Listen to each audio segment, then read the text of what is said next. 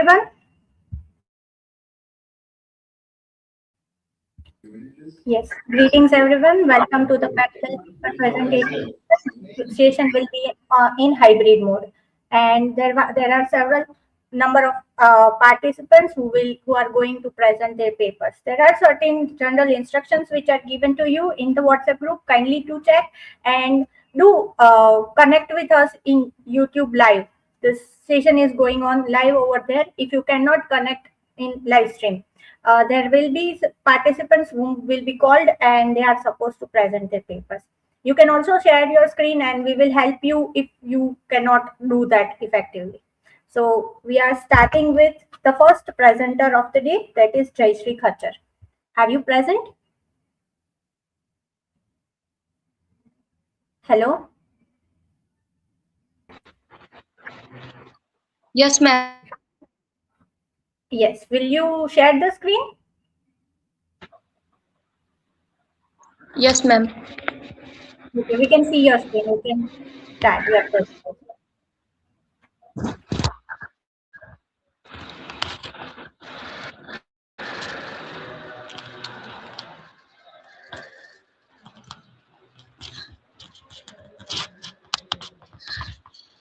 Sorry, ma'am, but I can't access the camera. So is it okay if I present without it? Yes. No, you have to use the camera. camera. No, you have to, because we want to see the presenter is the same person. Yes, sir. So Yes, you sir. have to keep the camera on. Without that, you won't be able to make a presentation. Yes, I have the camera, but currently I think I can't. I apologize.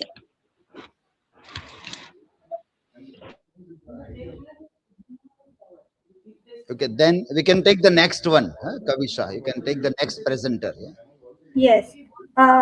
Jyoti Agrawal. Is she here? Jyoti Agrawal is the next presenter.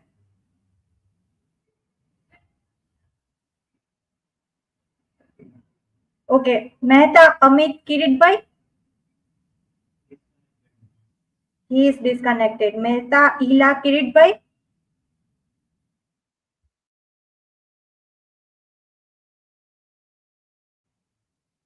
I think only Jayshree Khachar is there right now. Others are still waiting to join the stream link. We have put the WhatsApp message also reminding the presenters to join.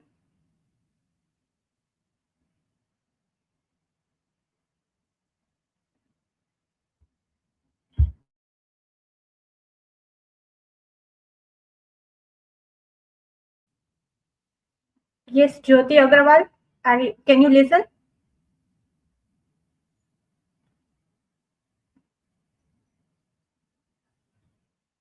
Hello? Jyoti Agrawal?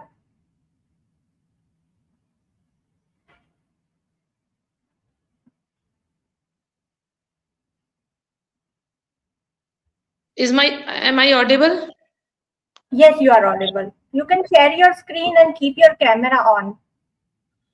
Okay.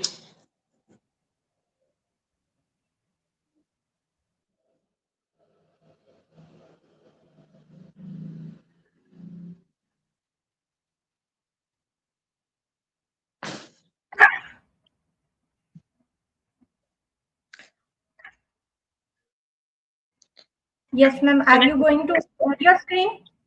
Do you have? No, I'm going to just present my paper, read my paper. All right.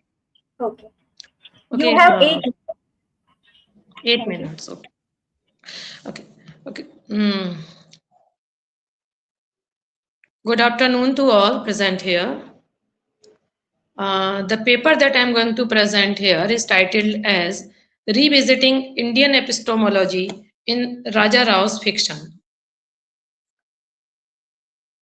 So in my paper, I would like to share my thoughts on Raja Rao's fiction and how it reflects what we call Indian epistemology, or simply we can say Indian ways of understanding knowledge and truth. So first of all, let me begin with a very basic question. What do we mean by knowledge? In most Western traditions, knowledge is often seen as something logical, objective, and based on evidence. It is something we can observe, measure, and prove. But in Indian tradition, knowledge is understood a little differently. It is not just about facts or information, it is also about inner experience, self realization, and spiritual insight. It is something that we live, not just something that we learn. And this is exactly what we see in the works of Raja Rao. When we read Raja Rao, we realize that his novels are not just telling stories, they are asking deeper questions about life, about truth, and about the self. His fiction becomes a space where philosophy and storytelling come together. I would like to focus mainly on two of his important works, Kanthapura and The Serpent and the Rope. First of all, let us look at his novel Kanthapura. At one level, it is a story about the Indian freedom struggle. But if we read it carefully, we see that it is much more than that. The entire novel is narrated in the form of an oral story. It feels as if someone is speaking to us, not writing for us. This is very significant. In Indian culture, knowledge has always been passed down through oral traditions, through stories, through myths, and through collective memory. So, the form of this novel itself reflects an Indian way of knowing. Also, the events in the novel are often connected with mythological references. The freedom struggle is compared to stories from the Ramayana and Mahabharata. Gandhi is seen almost like a divine figure. Now, why does Raja Rao do this? Because in Indian thought, myth is not separate from reality. Myth is a way of understanding reality.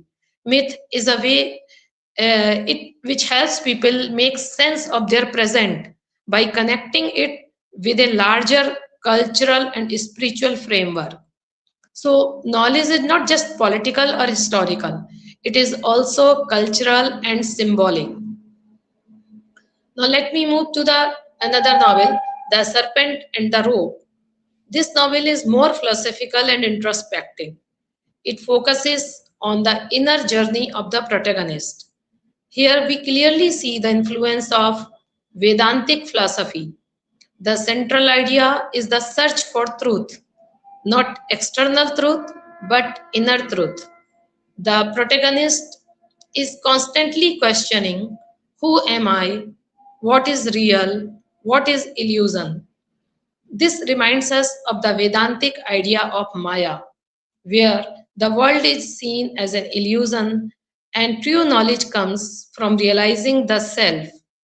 So, in this novel, knowledge is not something we gain from outside, it is something we discover within ourselves. Another important aspect of Raja Rao's writing is his use of language. He writes in English, but his English does not feel completely Western. It carries an Indian rhythm, it carries an Indian sensibility. Sometimes the sentences are long and flowing, almost like spoken language. Sometimes the structure feels different from standard English, but this is intentional. The novelist is trying to show that English can be adapted to express Indian thought. He is not just using English, he is reshaping it. In this way, even language becomes a part of Indian epistemology. Now, if we compare this with Western novels, we notice a different narrative style. Western narratives are often linear. They move in a straight line from beginning to end. But Raja Rao's narratives are more circular and reflective. They move back and forth. They pause, they reflect, and they return to earlier ideas. This also reflects the Indian way of thinking, where truth is not always direct or immediate. It unfolds slowly through reflection and experience. Another important point I would like to mention is that Raja Rao does not completely reject Western ideas. Instead, he creates a kind of dialogue between Indian and Western thought. But at the same time, he remains deeply rooted in Indian philosophical traditions. His work reminds us that Indian knowledge systems are rich and meaningful, and they deserve equal space in literary studies. In today's academic context, this becomes very important. We are increasingly talking about decolonizing knowledge, about moving beyond purely Western frameworks and recognizing indigenous ways of knowing.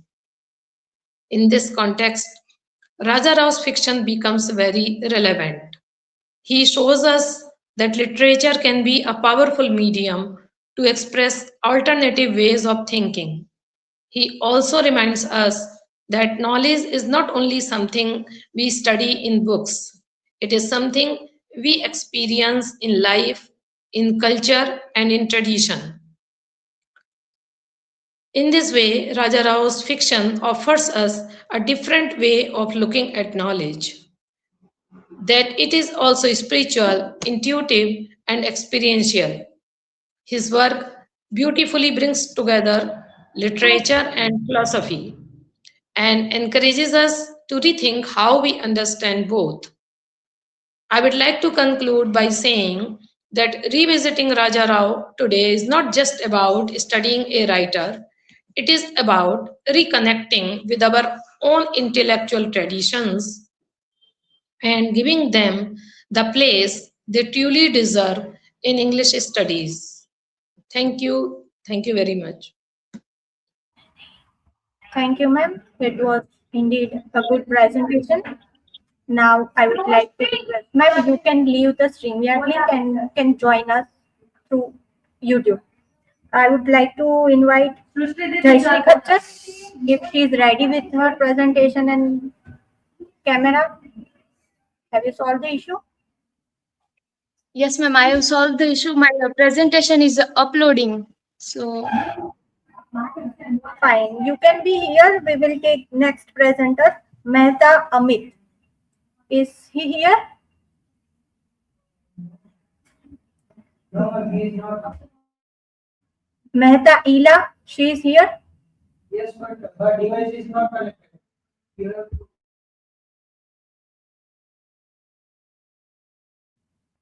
Om is there. Om Yes. Joshi. Yes, madam. Yes. You can share your screen if you are willing to and start it. Actually, my presentation is paper presentation, so I have already uploaded the paper, but it's not like PowerPoint presentation. It's just paper presentation. Okay. So you can start with your oral presentation. Okay. So I can start now. Yes. And dear participants, please do take care of the time. You have 8 minutes. 8 minutes, madam. Yes, 8 minutes. So it's 20 now. I will come. I have to conclude at 28. Yes, please do. Good morning, good evening, good afternoon. My name is Om Joshi. I'm a research scholar. I'm from Maharaja Sayaji University of Baroda. My paper today is its name is Nature as Sacred Consciousness. Episodic echoes in the poetry of William Wordsworth. The poetry of William Wordsworth occupies a pivotal place in the intellectual history of Romanticism, particularly in its reconfiguration of the relationship between human consciousness and the natural world. Romantic criticism has often interpreted Wordsworth's nature philosophy through European intellectual traditions such as idealism, pantheism, and Christian mysticism. Yet, the conceptual vocabulary through which Wordsworth articulates the unity between mind and nature also invites comparison with philosophical insights articulated in the Upanishads, especially the idea of an underlying spiritual unity between individual consciousness and universal reality. The Upanishadic conception of Atman as identical with Brahman presents a non-dual understanding of existence in which the apparent distinction between subject and object dissolves within a deeper metaphysical unity. Wordsworth's major poems frequently evoke a similar intuition of inward presence with nature, suggesting that consciousness participates in a living spiritual continuum that transcends material perception. This study examines selected poems, including lines composed a few miles above Tintern Abbey, the prelude and ode intimations of immortality, exploring how Wordsworth's representation of nature resonates with philosophical structures comparable to Vedantic non-duality. The analysis proceeds to close reading informed by comparative philosophy and romantic literary criticism. Rather than proposing direct textual borrowing, the discussion approaches these resonances as conceptual affinities that illuminate metaphysical depth of Wordsworth's poetic imagination. By situating Wordsworth's poetry within a broader philosophical conversation between Western Romanticism and Indian metaphysical thought, the study contributes to a more globally situated understanding of romantic nature of philosophy and demonstrates how poetic language can function as a medium for exploring the unity of consciousness and existence.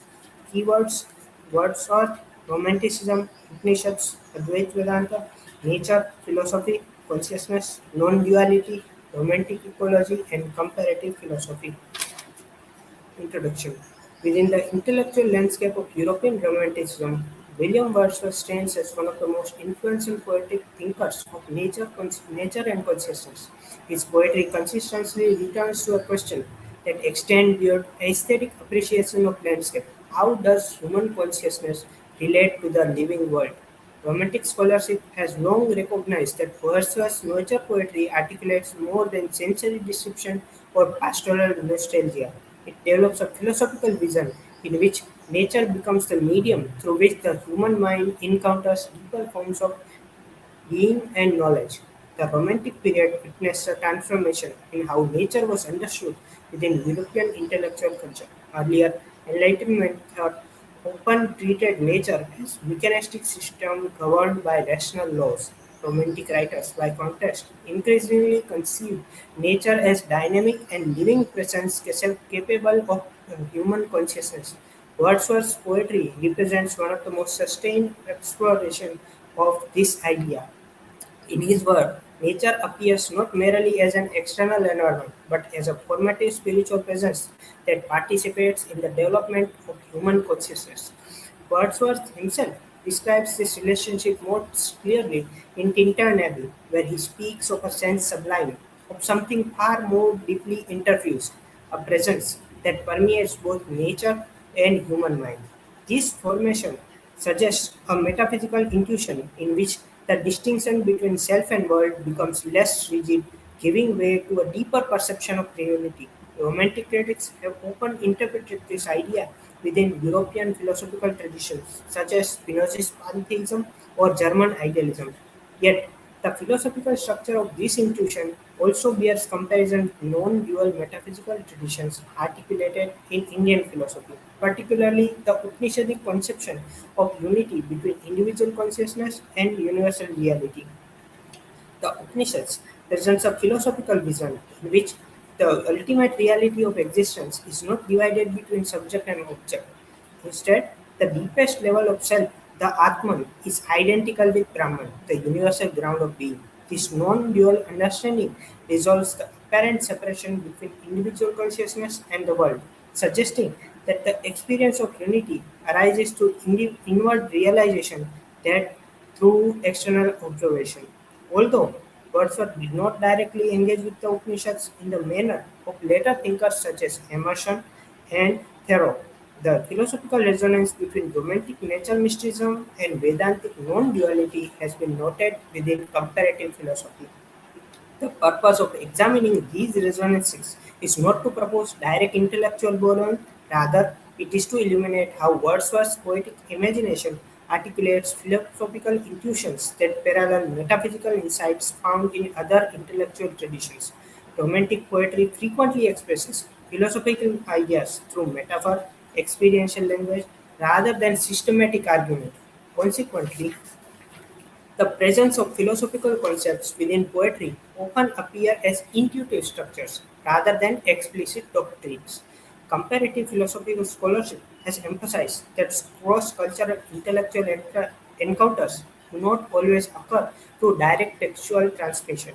Ideas may emerge in analogous forms within different traditions because they address shared human questions concerning selfhood, consciousness, and nature of reality. Wordsworth's exploration of nature as a living spiritual presence represents one such attempt to articulate the relationship between human awareness and the wider cosmos. The analysis that follows Wordsworth's poetry through the lens of sacred consciousness, a term that captures the sense that nature participates in a deeper spiritual unity with human awareness. By examining Tintin Abbey, the prelude and ode intimation of immortality, the discussion seeks to show how Wordsworth's poetic language repeatedly gestures toward an understanding of existence in which consciousness and nature forms a part of single ontological continuum. However, it's already 2:27, so I think I will just share few examples. For example, in Tintin Abbey, where he says that the early stages, he is in 5 years, he has come back to the same place in Tintin Abbey after 5 years. So earlier he was like youthful, he was looking for youthful experience or his descriptions of scenery and shows youthful connections. But after 5 years, he has come to be thinking about it and it shows deeper meaning of it and it shows tranquil restoration about his philosophy. However, is it says it's a other yes code on intimations of immortality. So, the prelude. If we take the moment or the example of the prelude, for example, where the Wordsworth has taken a boat in the book one. So in this scene, the young Wordsworth takes a boat from the shore and rows across the lake beneath a darkening sky. At first, the experience is exhilarating. The boy feels a sense of freedom and triumph as he moves across the water. Yet, this feeling changes dramatically when he notices a towering cliff rising behind him. The mountain appears as almost alive, as if pursuing him with silent power. The moment introduces one of the Wordsworth's central insights. Nature possesses an agency that commands moral and spiritual attention. The boy returns the boat and walks home in a state of awe and reflection. For days afterwards, the memory of the mountain lingers in his mind. The experience becomes a formative moment through which the young poet recognizes the profound presence of nature. Critics have frequently interpreted such episodes as expression of romantic sublimity. Yet the philosophical implications extend further. The experience described in the prelude resembles an encounter with a presence that transcends individual self, simultaneously shaping it. The nature world becomes a medium through which consciousness encounters a reality larger than itself. However, due to the time constraint, I am concluding my research paper. Thank you, ma'am, for giving me. Though I have taken 2 more minutes. Sorry. Thank you for very good presentation. I would next invite Vaishri Khattar if she is ready with the presentation. Um, Amit Mehta and Ila Mehta. Both are requested to be ready with their presentations, and if there are technical issues, please kindly solve or reach to us for that. Yes, Jai Shri Khattar. She might be facing internet issue. We invite Preeti Tharesha or Rahul Kokni. Shrishti Kushwa.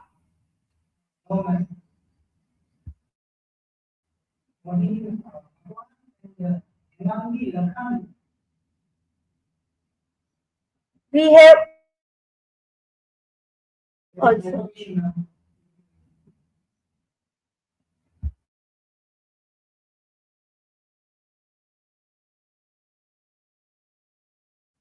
Shrishti Kushwa.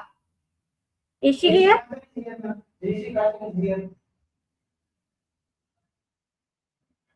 Yes, Jayashree, are you ready? Yes, ma'am, I am ready, but I am unable to present the presentation. So is it okay if I present it orally? I have Yes, it my will be okay. You can begin your presentation. Oral presentation, would it be right? yes, ma'am. Fine, I you can. apologize for the earlier inconvenience. Hello, everyone. Myself, Jayashree Khajar, and my research paper is on fatal letter and persecuted princes, a motive-based comparative analysis of Chandrahas Akhyan and the Amleth legend. So, my research paper is about the story across cultures often share common patterns and themes. My research paper studies that how Chandrahasa Khan and the Amleth legend, which is from Norse mythology, both have the main element which can be studied. For example, the fatal death letter motive. Now, what is fatal letter? The letters which are written to execute the death of someone and then persecuted princess archetype. In both stories, the hero faces royal conspiracy. A death letter is sent but altered, changing their fate. For my this research paper, my research question is that how does the narrative, how does the fatal letter motif in Chandrahas Akhyan and the Amleth legend function as a narrative instrument of power, and how is a subversion used to construct the archetype of a persecuted prince across distinct cultural framework? For this research paper, I have took the studies. This study is grounded in archetypal criticism, particularly the work of Northrop Frye. And we know that he argues that literature is shaped by recurring narrative patterns and mythic structures shared across cultures. The concept of the motif, especially the death letter, is drawn from the motif index developed by Steve Thompson, which clarifies recurring narrative elements in global folktales. Additionally, this study draws the structural approach of Vladimir Prop, who identifies consistent narrative function and sequences within folktales. So for the text, I have took Chandrahas Akhyan, which is written by Premanand. Now, who is Premanand? Premanand is a Gujarati writer. So in the Chandrahas Akhyan presents a figure of Chandrahas. Now, Chandrahas is an orphan and a persecuted prince whose life is marked by continuous threat and political hostility. The narrative is driven by a conspiracy initiated by an authoritative figure from his family and all. A crucial turning point is the use of the fatal letter, a written adesh intended to ensure Chandrahas's execution. But now what happens when he is going to the place where he has to deliver the letter, which says that whoever gets the letter has to kill the Chandrahas. But in the middle, when they are they are tired and they were sleeping under the tree, the Vishya, who is the daughter of the same king for whom the letter was sent to kill Chandrahas. So now Vishya changes the wish. Wish means poison. So he was told to give poison to Chandrahas. So she changed the wish to Vishya, and that is how she saved the Chandrahas. The subversion, this is the subversion in this happens. The subversion transforms the letter from a tool of destruction into a means of protection and transformation. The narrative emphasizes the Chandrahas accidental but a deeply connected dharma. Now, Amleth, the legend, as we know, the story is derived from the Amleth legend, which is written by Saxo-Grammaticus. So the Amleth legend is from, as I said, Norse mythology. The Amleth is a bit different from the our Chandrahas Akhyan. The Amleth legend presents Amleth as a prince under constant threat from his uncle, who seeks to eliminate him for the power. In response, Amleth adopts a strategy. So what he does, that he acts like a madman. He thinks he makes everyone believe that he is now mad, concealing his intelligence and protecting himself from suspicion. A key narrative moment occurs through the fatal letter sent with order for his execution. Demonstrating exceptional cunning, Amleth intercepts and writes the letter, redirecting the command death onto his companion instead of himself. So in Amleth himself changes the letter, and he writes that kill those who are with me, and he also writes that the king have to marry her daughter with Amleth. So it's almost the same, but in the Chandrahas, there is a dharma, and here there is a treachery. Also in the text states that he erased all writings and substituted fresh characters. So now the motive analysis of this is the fatal letter. Motive operates as a central narrative device in both Chandrahas and Amleth legend, reflecting recurring folktales pattern. So what happens now? What is here happens? So in the both works, first of all, an authority figure sends a letter. In the letter, there is the command of a death. Now the hero intercepts or alters the message, and in the intent, death is redirected or reversed. In Chandrahas Akhyan, the subversion of the letter is linked to moral order and divine justice, ensuring the protection of rightful hero. Meanwhile, in the Amleth legend, the protagonist rewrite the letter, demonstrating cunning and strategic intelligence. Thus, while the motive remains structurally similar, its meaning differs across cultural contexts. Now, the archetype of persecuted prince. In the both works, the Chandrahas Akhyan and Amleth, legend presents the central figure of the persecuted prince. In the both work, in the Chandrahas Akhyan, we have Chandrahas, and in the Amleth, the legend, we have Amleth, a recurring archetype in the world literature. In both narratives, the protagonists are threatened by ruling authority figures and are forced into a state of survival under constant danger. This condition completes them to adopt a different model of survival. For example, Chandrahas is protected and destined and aligned to the moral order. Meanwhile, Amleth is strategic, deceptive, and relying on cunning intelligence. Now, as we know that both works are from different cultures. So while both Chandrahas Akhyan and the Amleth share similar narrative structure, their cultural and ethical frameworks are very different. In Chandrahas Akhyan, the narrative is shaped by dharma, moral justice, and divine intervention and protection. Why? Because Chandrahas was a very good man and he was a very good prince. Survival is seen as a preordinate or ethically justified. As we know that Please wind up with it. Yes, ma'am. And in the Amleth, revenge is moral duty, as we can say. So now, if we do the comparative, the both shares the same motive and the persecuted prince archetype, but there is a difference. The method of survival in Chandrahas Akhyan, the divine intervention happens, and meanwhile, Amleth the legend, the cunning strategy, and by deception, he has to change the letter. So, and also for the ethical, the Chandrahas Akhyan is for dharma, teaches the dharma and moral justice. Meanwhile, Amleth teaches that revenge and individual agency. And yeah, so as we can say that the both works are even from the different culture, but still we can compare it like that. And thank you, ma'am. Yes, it was a very good comparison, a very far-fetched one, but you tried your best. Thank you. Yes. Next, we have Shrishti Kushwa. If she is here and ready with her presentation, we would like to take a turn. We have a presentation, and I think Anandini Nanandwana is also going to present with me, and we'll take 8 minutes each. So I think combiningly we'll take 14 minutes or so. So I'll quickly now share my screen.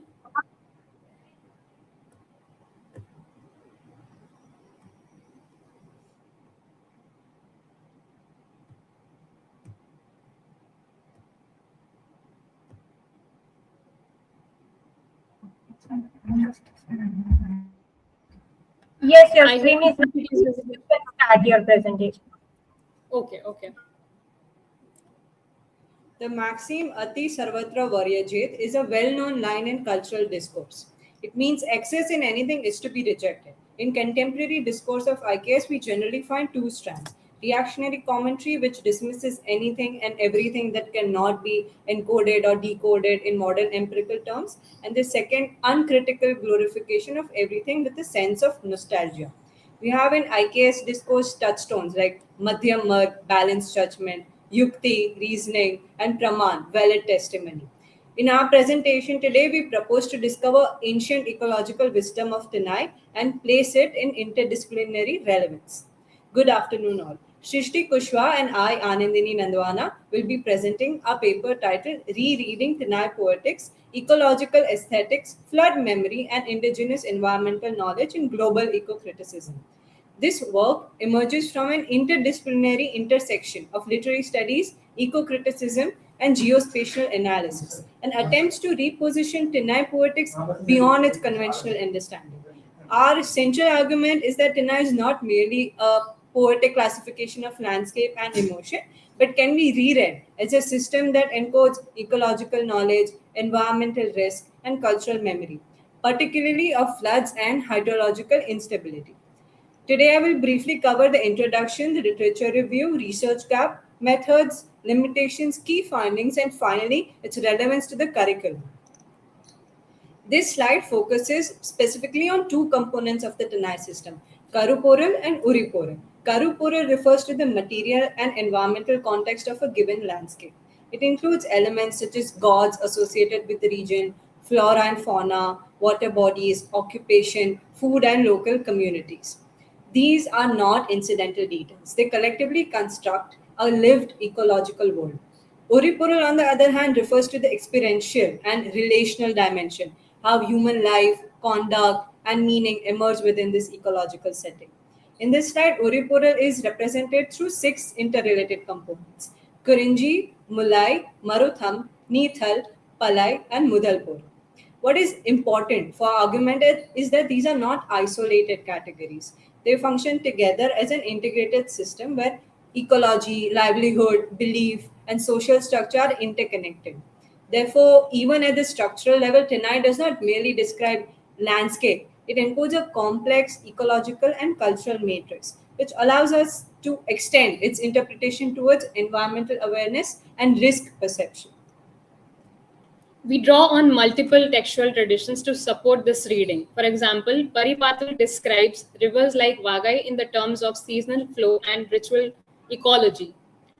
Purunaru includes references to environmental instability, drought, and river overflow. Silipapdikaram preserves the memory of this coastal submergence in Pompuhar.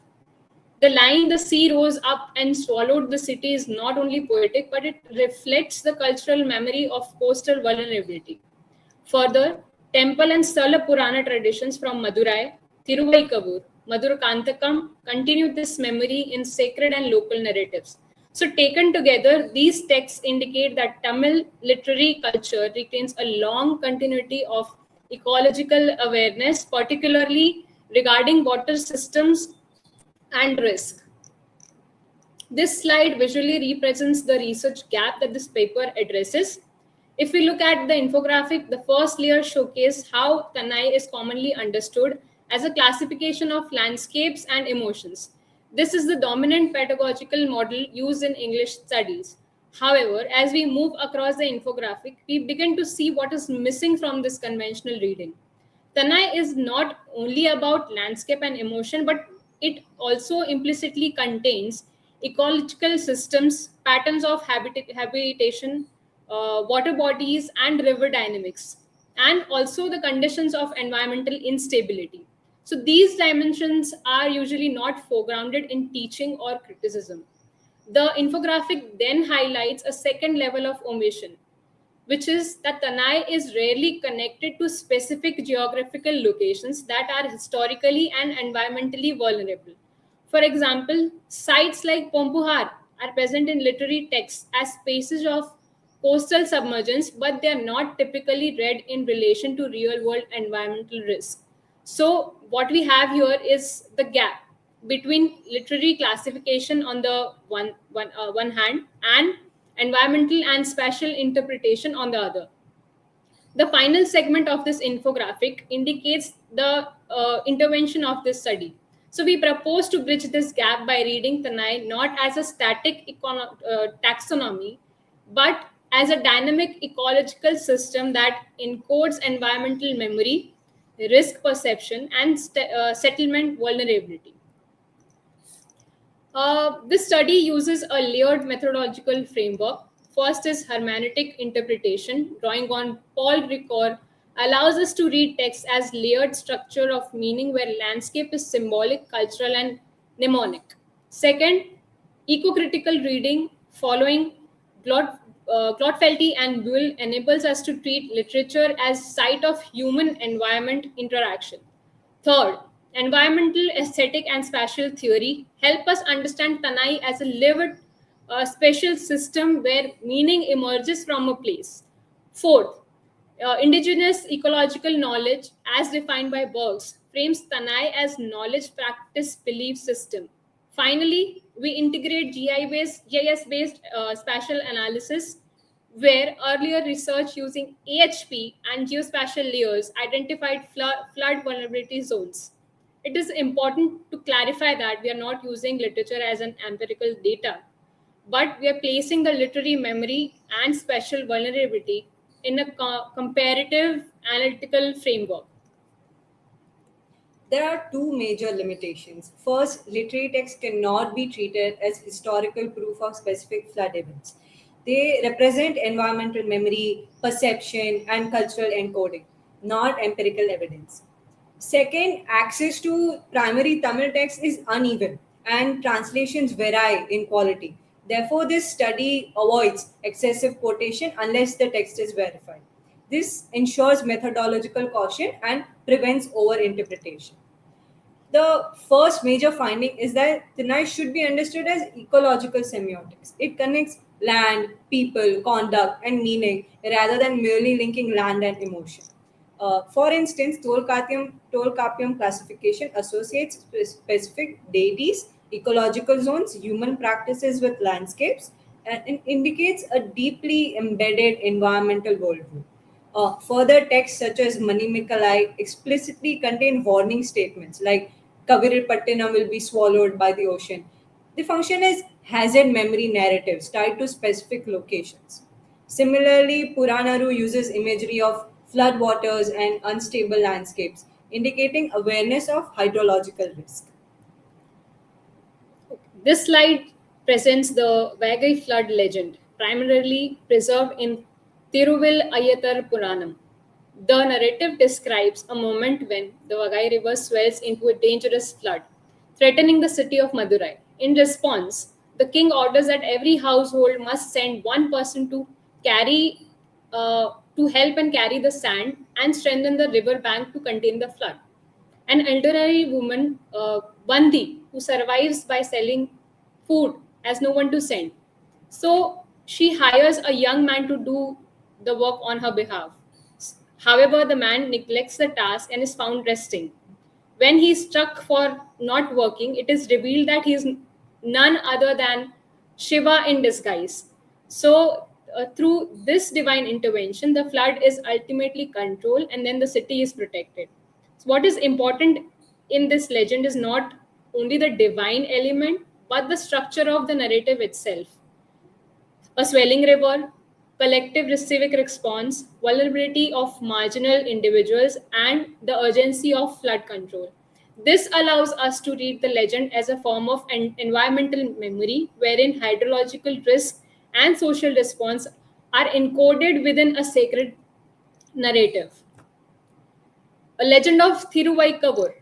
This slide refers to the Thiruvaikavur temple tradition, wherein environmental instability, particularly flooding or land destabilization, is preserved through a sacred narrative. According to the legend, this region once faced a severe threat from rising waters, wherein the land itself was at risk of being washed away or destabilized. At this moment of crisis, Shiva is believed to have intervened by taking the form of a vilva tree. The vilva tree, which is already sacred in Shiva tradition, is said to have anchored the land, stabilizing the soil and preventing further damage from the advancing waters. In some versions of Orient tradition, this act is understood as both a a physical stabilization of the terrain and symbolic act of restoring cosmic and ecological balance. What is significant here is the structure of narrative, an environmental threat, a vulnerable landscape, and a form of intervention that ensures survival. Unlike the Weigel legend, wherein we see a collective human response, here the emphasis is on sacred ecology, where natural elements like the velvet tree becomes the agent of protection. This supports our broader argument that Tamil traditions encode environmental risk not only in the textual descriptions but also in sacred ecological forms and landscape-based memory systems. This slide presents the Madura Kantam tradition, which is associated with the Eri Katha Ramar temple. It's closely linked to flood control and water management. According to the legend, the large irrigation tank at Madura Kantam was prone to breaching during periods of intense rainfall, posing a serious threat to nearby. In one such critical moment, when the bund was at risk of collapsing, Lord Rama is believed to have appeared along with Lakshman, standing guard over the bund overnight. This event is said to have been witnessed by the British official Colonel Lionel Place, who was serving in the region at the time. Deeply moved by what he perceived as divine intervention, he is believed to have fulfilled a vow to construct a temple at the site. Importantly, this tradition is not limited to oral narration, it is also recorded in temple inscriptional history, which attributes the construction of the shrine to Colonel Place. What is significant here is the convergence of a real hydrological risk, that is, tank overflow, a witness event within local historical memory, and its institutionalization through inscription and temple architecture. This allows us to interpret the Madura Kantam legend not merely as a myth, but as a layered cultural record where ecological risk, lived experience, and historical documentation intersect. When we compare these literary and geomythic sites with geospatial flood vulnerability mapping, an important pattern emerges. Locations discussed today and ancient cultural sites also show frequent alignment of geomythical caution against flooding and popular stories. As we can see here in the map, and the color gradients in the map, legends many sites of geomythical flood stories actually testify moderate to high flood vulnerability. We had shown this finding in Vienna, EGU also. So this framework has direct curricular implications aligned with NEP 2020 guidelines and IKS. So at the undergraduate level, Tanai can be introduced within world literature or environmental humanities as an early model of ecological aesthetics. At the postgraduate level, it can support electives in eco-criticism, indigenous aesthetics, and geomythology. At the doctoral level, it enables interdisciplinary research, combining literary studies, digital humanities, and environmental history. This moves Tanai from a token of inclusion to a conceptual and methodological resource. We can say that Tinai Poetics can be reread as a literary ecology, a system of environmental memory, and a framework of indigenous ecological knowledge, as it integrates habitat, hydrology, vulnerability, and cultural meaning. This allows it to function simultaneously as theory, method, archive, and curriculum resource. Finally, we would like to thank our supervisor, Professor Nigam Dave, whose previous papers that were co-authored by us are used as a base for a few slides. Thank you. It was indeed a rich and wonderful presentation. Both of you presented very well with huge resources and presentation. Thank you. We would like to request you to join us through YouTube link. The streaming is live on YouTube, and quit the stream here. Thank you. Thank you so much, ma'am. Thank you. Next, I would like to invite Mehta Amit. Yes? Are you here? Yes, ma'am. Yes, ma'am. Yes. You and Mehta Ila. You Yes, both are, yes, both are ready. You can present. હા પહેલા હું presentation કરી દઉં પછી ઈલા કરશે. Yes, no problem. And I would also request Preeti, Rahul, and Vani to be ready with their presentations. Thank you. You can start. Yes.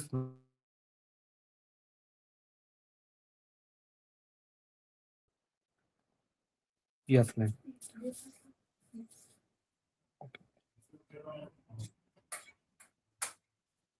Okay. Are My you name willing is to presentation? શું ma'am? Are you willing to share your screen or presentation? But presentation માટેનું શેરનો option નથી બતાવતો. Okay, you are using your mobile device? હા, yes ma'am. Okay, fine. If your presentation is ready, you can share your screen. There will be plus button.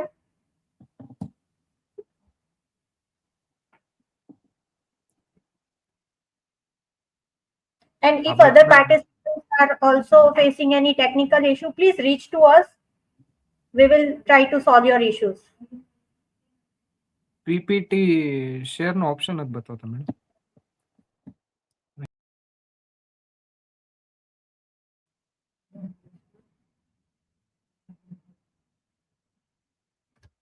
We are also posting on WhatsApp group the names of presenters who should be ready. Kindly do check that. Keep on checking everything. The remaining presenters are Preeti, Tharesha, Rahul Kokni, Vani, Maria Hose, Dino Raman Rajesh. If these participants are ready, please do join the StreamYard and make sure that you are here on time. Ma'am, Yes. મારે PPT share નથી થતી તો આમનામ presentation start કરી દો. It would be fine. Okay.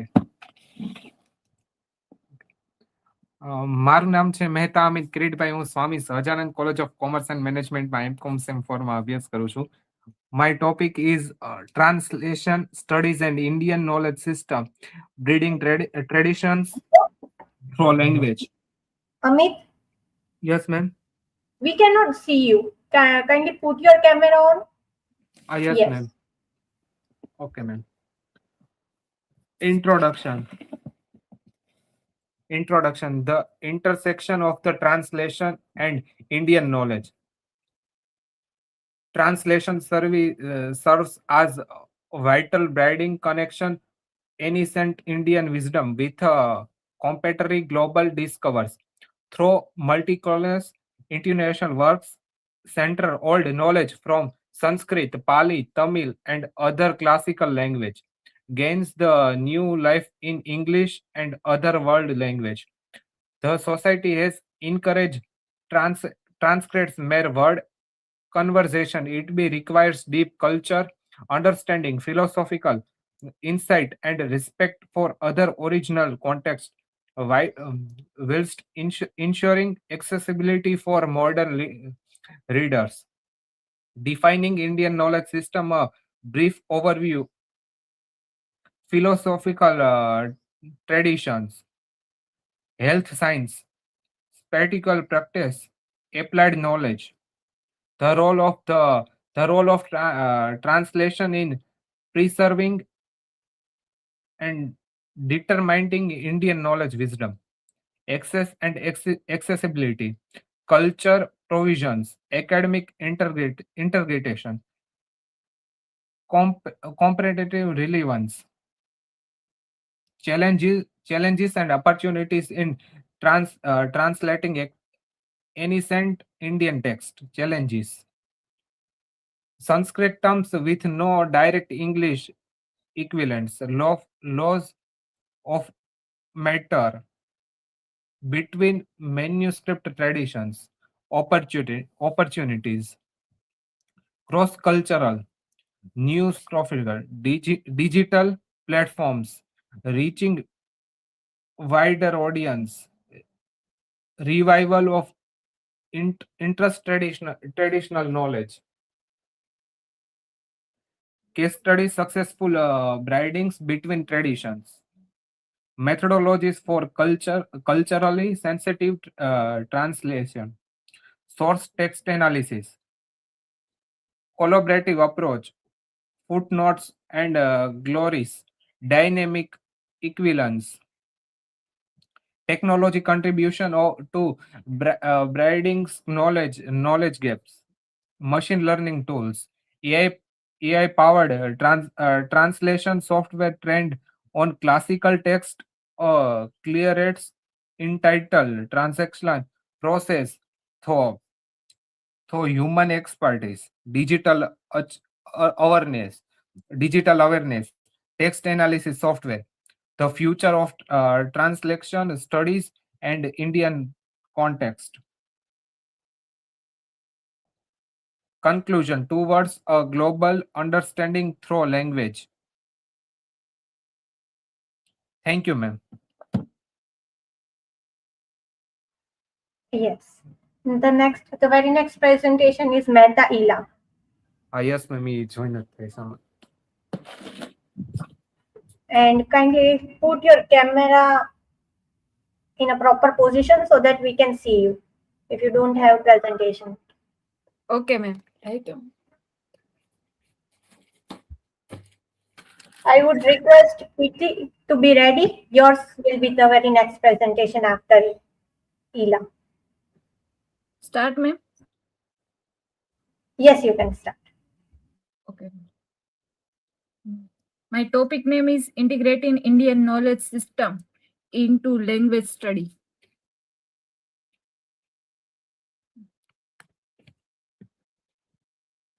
Unveiling philosophy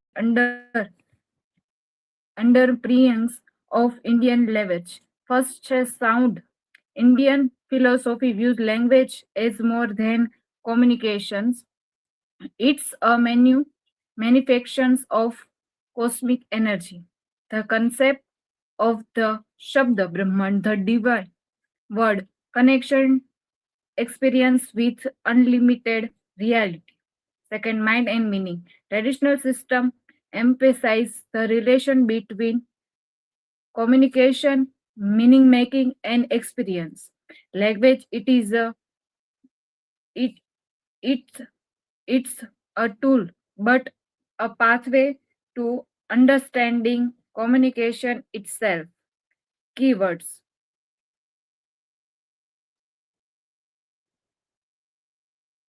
Somnic works. Integrating meta rules out for generating grammars, emphasizing model communications by over 2 millennia. The relation between word and meaning from the foundation of Indian languaging philosophy. Create a precise for distributions language philosophy. How we think about language structure today. Conclusion. IK of language understanding that honors cognitive, emotional, and spiritual dimension of communication. Pilot programs in universities can communication IKS influence building minority for border aspirant. Thank you, ma'am. Yes, a very short and brief presentation. Next, we would like to have Preeti if she is ready and not facing any technical issue. Are you here?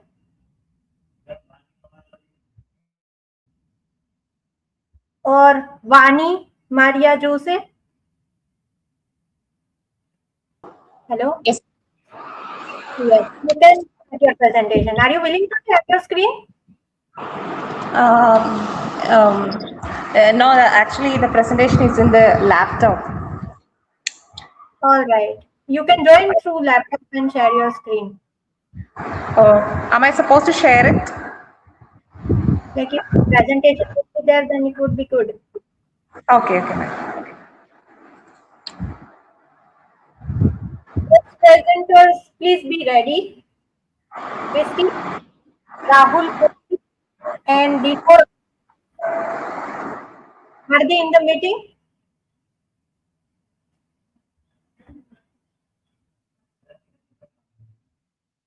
Okay. What is the status of Preeti? Preeti, your device is not connected. Can you try to solve it?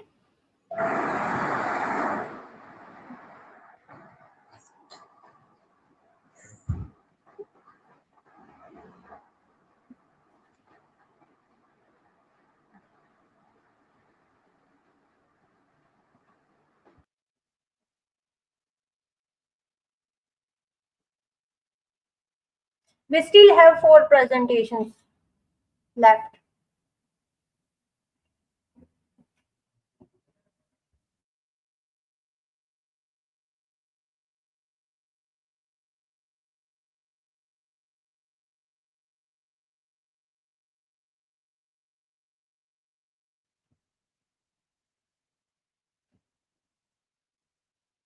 I think we are Vani and Srishti. I mean Preeti. Both might be facing certain issues.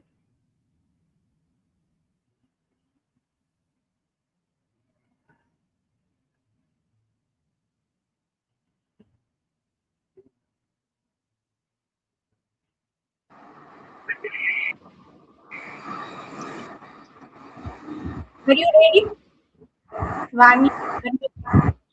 I'm unable to share. Let me. Okay.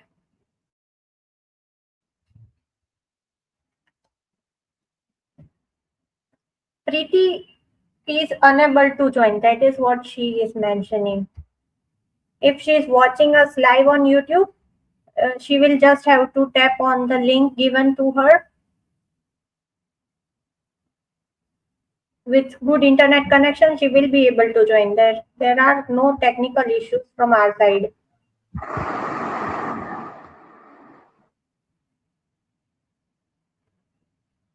Yes, Ms. Vani, you can start your presentation.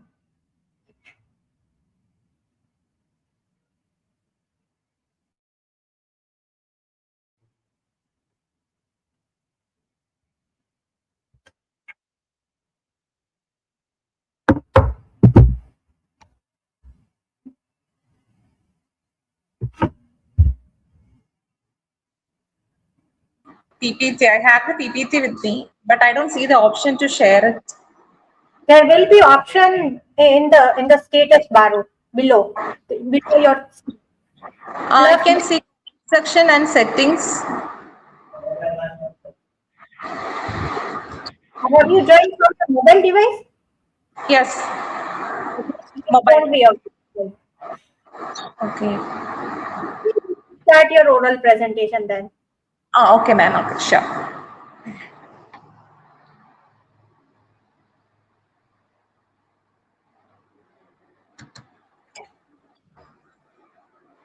You will have 8 minutes to. Okay. Right? Okay. Okay. Good afternoon, one and all. My name is Vani Maria Jose. I am an assistant professor at Sri Shabarisha College, Murikkumbal, Kerala. Besides, I am a research scholar at Mahatma Gandhi University, Kerala. The topic which I am going to present today is Anthropocene and Pandemics through the prism of Indian knowledge system. So in this particular paper, I am trying to draw a connection between Anthropocene and Indian knowledge system. I think the term Anthropocene is familiar to at least some of you. Anthropocene is a term which indicates a geographical unit, time unit, in which the planet is affected by human activities. Or in simple terms, we are living in the Anthropocene era. It means that we are living in a time period when the entire earth is affected by the activities of human beings. For example, everything that we see around us, all the changes. For example, the climate change that we are facing now, the floods, the droughts, the heat waves, all these are examples of some of the anthropogenic activities which have affected the earth. So I'm trying to draw a connection between Anthropocene and pandemics through the prism of Indian knowledge system. In this particular presentation, I'll try to analyze subtle intersections of Anthropocene, which is a human-driven planetary disruption, and pandemics through Indian knowledge system. It views ecological crisis as disruptions in the cosmic harmony. For example, in the Indian knowledge system, we have concepts like Prithvi Sukshema, Earth's well-being. We have concepts like Ahimsa, non-violence, and Ayurveda, Tridosha balance. All these highlight zoonotic spillovers or the spread of pandemics as karmic consequences of habitat destruction and species imbalance. And all these are unique to the period of Anthropocene. In simple terms, whatever you find in Indian knowledge system, like all this point towards, all this show that whatever changes the earth is facing now are direct results of our activities, human activities. Ancient texts such as Charaka Samhita and epics like the Mahabharata consider pandemics as collective ethical failings, offering preventive wisdom through sustainable practices like sacred groves. For example, in Kerala, we have something known as Kaava. These are sacred places which are intended to protect the biodiversity. So all these concepts can be found in Indian knowledge systems. By analyzing and representing narratives, Indian knowledge system provides resilient frameworks for tackling pandemics, integrating traditional epistemologies with environmental humanities to foster multi-species justice among the ongoing ecological crisis. Indian knowledge system offer deep insights into viewing the Anthropocene, human-driven planetary changes, and pandemics through traditional philosophies and practices. So in the Indian knowledge system, it is enriched with several concepts and several rituals which can protect the entire earth from the outbreak of pandemics. These systems probe into a Eurocentric environmentalism and provides resilient strategies. So how to mitigate these pandemics? This is very well said in all the ancient scriptures, Vedas, Bhagavad Gita, etc. The Bhagavad Gita, the quintessence of Indian knowledge system, has myriads of principles that reverberate deeply the challenges posed by the Anthropocene by perpetuating harmony, detachment, and ethical stewardship of the planet. And we have another concept in the Indian knowledge system. We have another concept called Karma Yoga. It focuses on selfless action without attachment outcomes. In Karma Yoga, what is meant by Karma Yoga? In Karma Yoga, there is a particular chapter dealing with our duties, like environmental conservation without exploiting nature for personal gain, countering Anthropocene overconsumption. There is another concept known as Dharma in Indian knowledge system. It reminds us that the individual has a role, individual has an obligation for maintaining the cosmic order. We have to live a sustainable life without affecting the harmony of the biosphere. So all these concepts are already there in the Indian knowledge system. And in Bhagavad Gita, there is a concept known as equanimity. It means there should be a resilience against ecological uncertainties, viewing nature as interconnected with the self, Advaita. So this is a concept that I am trying to put. In Bhagavad Gita, there is a concept known as Advaita, self, which means nature is an integral part of you and you have to take care of nature. This is what Bhagavad Gita says. There is another concept in Indian knowledge system which is known as the Abhirigraha. It focuses on minimalism. Like it means we have to do something known as, we have to follow something known as sustainable consumption. We can use the resources of the earth, but we are no way, like we do not have any right to overuse it. We have to maintain the harmony of nature. So all these concepts can be found in the Indian knowledge system. Indian knowledge system is based on scriptures like Vedas, Upanishads, Puranas. In all these, you can find something known as ethical environmentalism. There is a concept known as Rita, cosmic order. So all these steps suppose human beings as participants in a biosphere interconnected with life. In the past, we have practices like sacred groves, which offered protection to biodiversity hotspots. So all this, like the source of all this can be found in Indian knowledge system. IKS or Indian knowledge system addresses the challenges posed by the Anthropocene through sustainable methods like jahaz, water harvesting. It's already said in the ancient works, ancient scriptures. There is known as Vastu Shastra architecture. If you follow Vastu Shastra architecture, it will not affect, these buildings won't affect the harmony, the planetary, the equilibrium of the nature. So if you're following all that, we will get a method to tackle the effects of anthropogenic activities. Bhagavad Gita, as I already said, there is another concept known as Samatva. It provides resilience against ecological uncertainties. Then there is another concept known as Abhirigraha or non-possessiveness. It means that we have to follow something known as minimalism.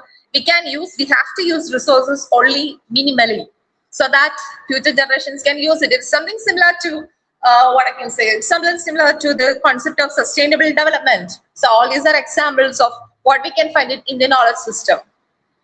These principles offer a prism for film analysis, where narratives depict human nature reconciliation among pandemics and disasters. If you want to see the application of Indian knowledge system, what you have to do is, if you just go through what is known as eco-cinema, you can find the practical application of all this. And all this eco-cinema, all these things promote environment, something known as environmental humanities. It's an umbrella term which include things like deep ecology, eco-criticism, Anthropocene. All these concepts can be included in environmental humanities. And you can find a practical application of all this in something known as eco-cinema. What we have to do, we have to integrate them into our practical life. And we have to learn how to mitigate the effects of exploitation of nature and how to mitigate the effect of anthropogenic activities. So it's possible through Indian knowledge system, and all this, whatever we want to do, whatever we are supposed to do, whatever we have to do to save the nature, save the planet from perishing, all this can be found in Indian knowledge system. So that's all about my presentation. Thank you.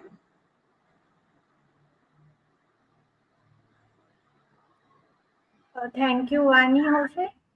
It was everyone. Thank you, ma'am. Thank you. Next, I would like to request Preeti, if she is here.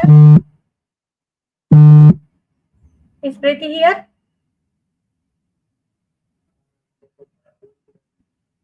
We can see you on the screen in our meeting.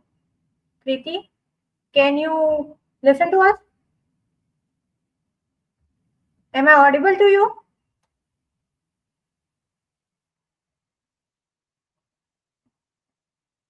Next presenters, we have Rahul Kokni and Dinore Aman.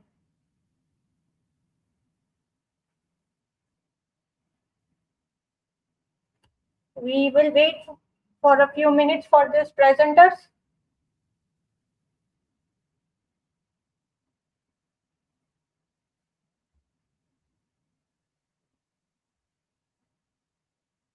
We are waiting for the three presenters once again if they are listening to us.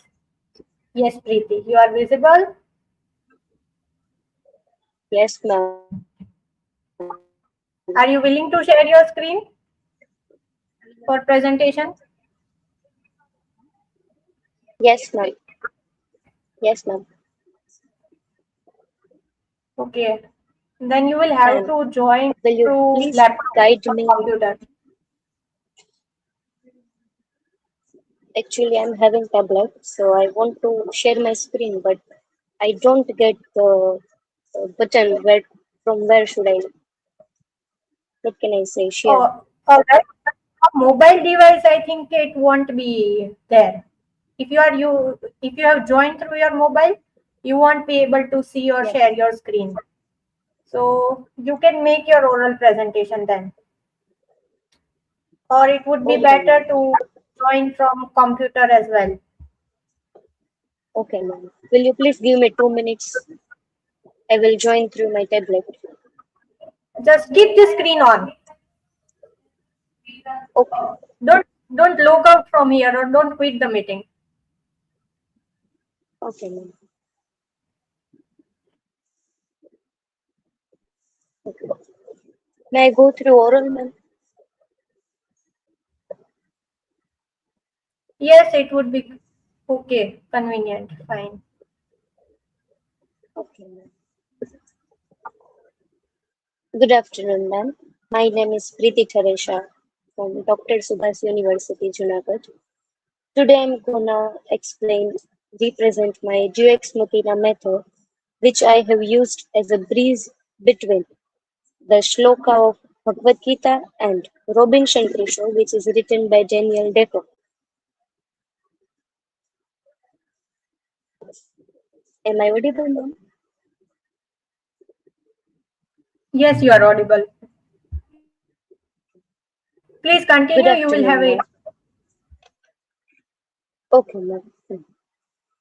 Basically, Duex Machina is used as a large plot device which is usually used as a lazy concept, where Duex Machina is a hopeless problem is suddenly resolved by an unexpected or contrived intervention. I have taken shloka from Srimad Bhagavad Gita.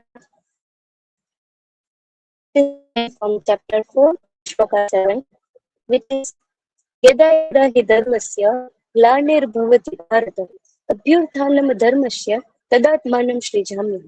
It means here Krishna promises Arjun to he will manifest himself when there will be arises of chaos and declines of righteousness.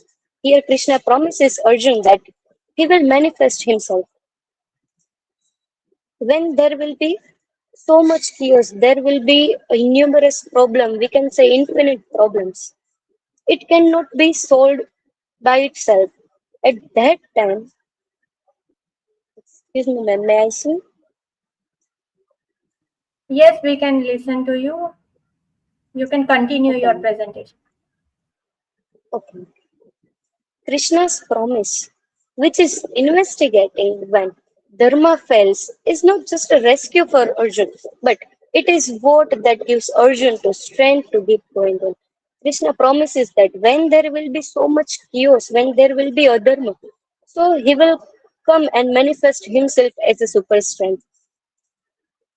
The same thing we can see in the novel of Robinson Crusoe, which is written by Daniel Defoe. Robinson Crusoe is an Englishman who declines his father's obedience. He disobeys his father's and goes to the sea. At that time, he, what can I say?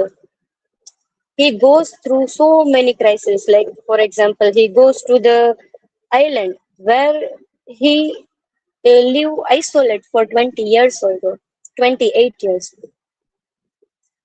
The bridge between Yada Yada Hi Dharmasya Shlok from the Bhagavad Gita and Daniel Defoe Robinson Crusoe exists in the narrative structure of divine intervention, or else we can say Deus Machina, where hopeless and chaotic scenarios are resolved by unexpected or external providential force to restore the order.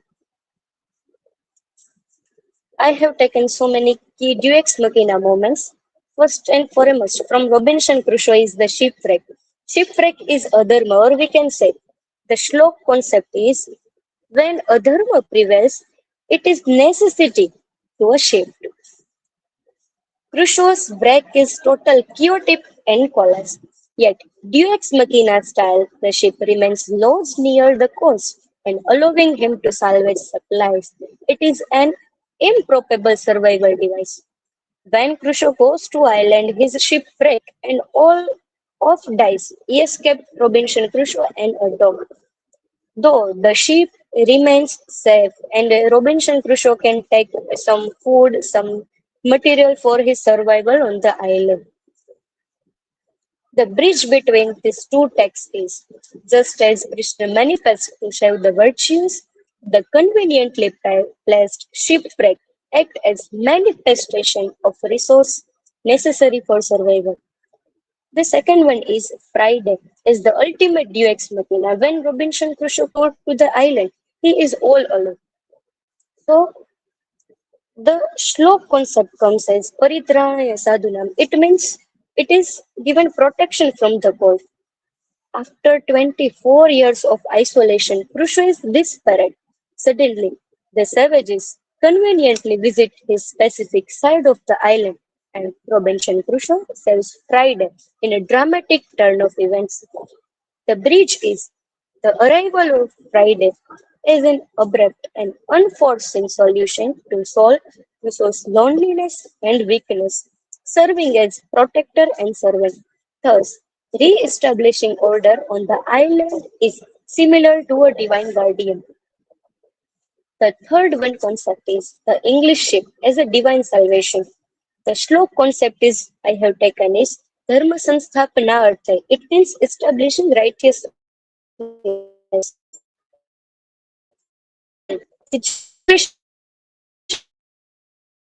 Here, Robinson Crusoe is in the situation of isolation in the island, but the arrival of Friday, the arrival of English, which we can say contrived intervention. The mutiny on the ship is an unlikely event that places the captain under Crusoe's mercy.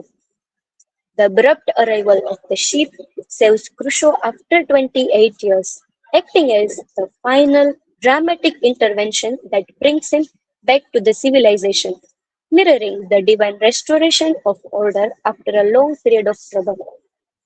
Here, UX Machina works as, however, Robinson Crusoe cannot be saved because he was isolated in the island where nothing can be found. There was no food, we can say, but after the time duration, Robinson Crusoe learns that his isolation teach him his isolation teach him to be spiritual more than to be rebel. When he goes to the island, he was like a selfish person, but when he learns how to live, how to save, how to devote with the Christianity, it was essential for him to be spiritual than to be a rebel. Thank you, sir. Thank you, ma'am. Here I am concluding my presentation.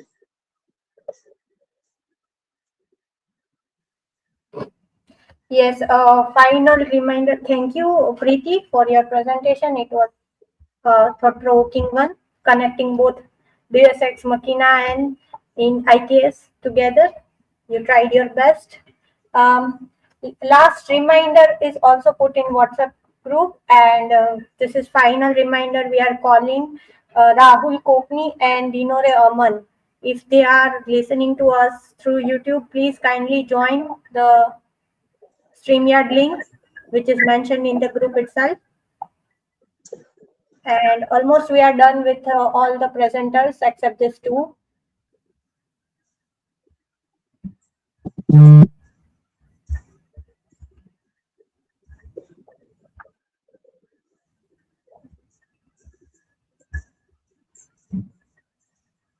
Thank you. You can leave the StreamYard link, Preeti. Thank you. Thank you, ma'am. Okay.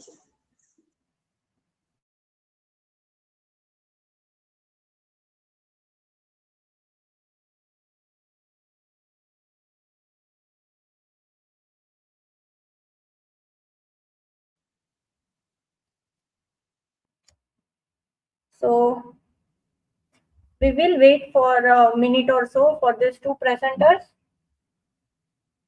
So in a way, today's session has clearly demonstrated the intellectual richness and methodological diversity that IKS and English studies can go hand in hand with each other, even if we had still, till now, we had gone through all the Eurocentric experts and their theories. But today, opening up a new dimension in Indian knowledge system, and this discussion would is surely going to benefit to all the students and presenters here who are with us, who have connected with us in one or the other way. What is particularly significant is that these papers have treated IKS not as a peripheral inclusion, but a serious epistemological framework capable of reshaping literary inquiry.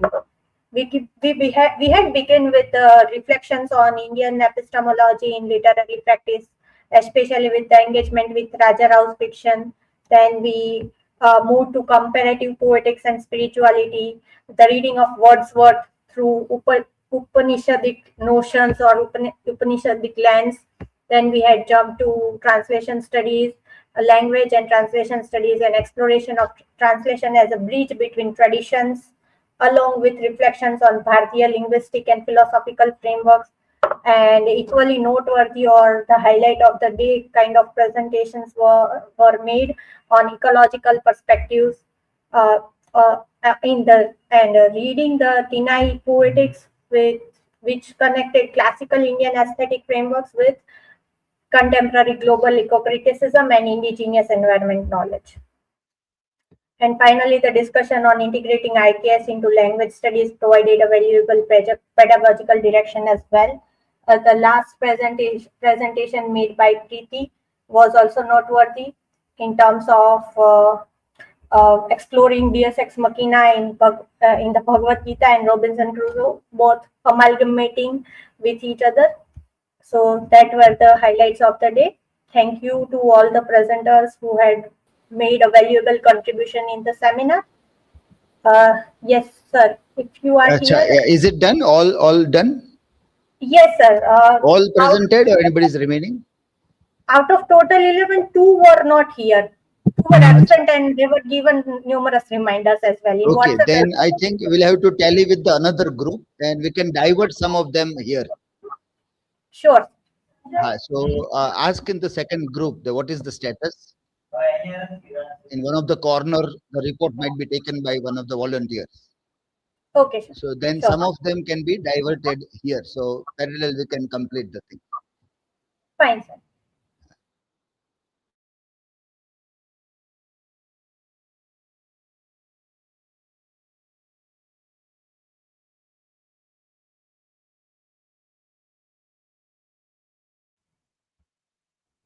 I would also like to give last and final reminder to Rahul Kukni and Dinore Aman.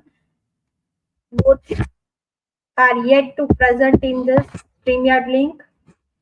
So if they are listening to us in YouTube or in StreamYard, please do make sure to present your papers here. And we have asked the parallel session, other parallel session also.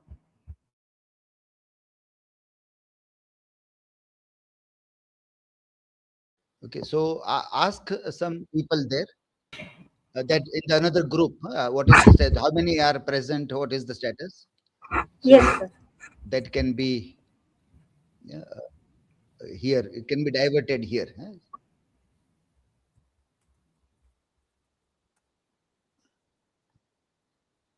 So I think Rutvi is taking care of that.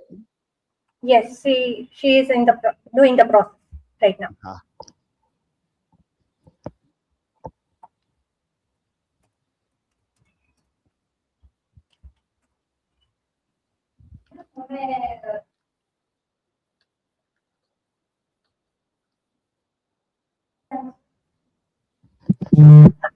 The announcement will be done soon in the second parallel paper presentation session.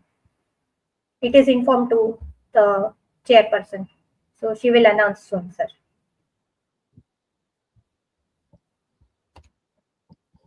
Meanwhile, we will be waiting for the presenters.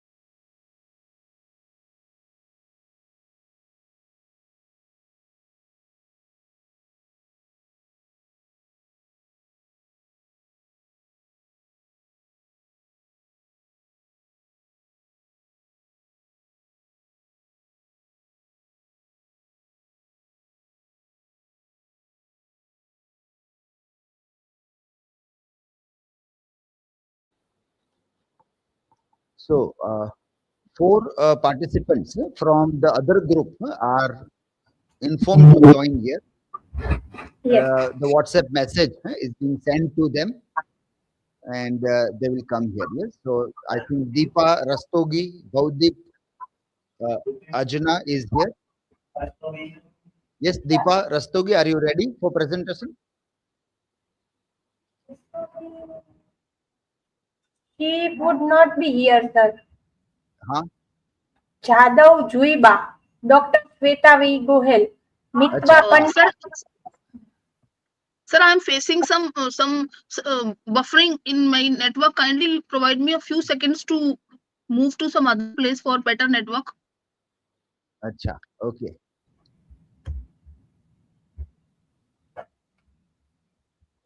We will have 4 presenters: Jadhav Juiba, Dr. Shweta, Mitwa Pandya, and Dr. Kruti Vyas. They are shifted in this StreamYard link. Are they coming here? Have they joined? Deepa Rastogi is from this group or which group? She, No, her name is not there in the list. No? yes, her name is not there. But if she No, has joined, her name. Yes, Deepa, your name is not in the list of the presentations. Yeah? Mitwa Pandya, if she has joined and she is willing to share Yes, her. she can start. Yes, yeah, she can start.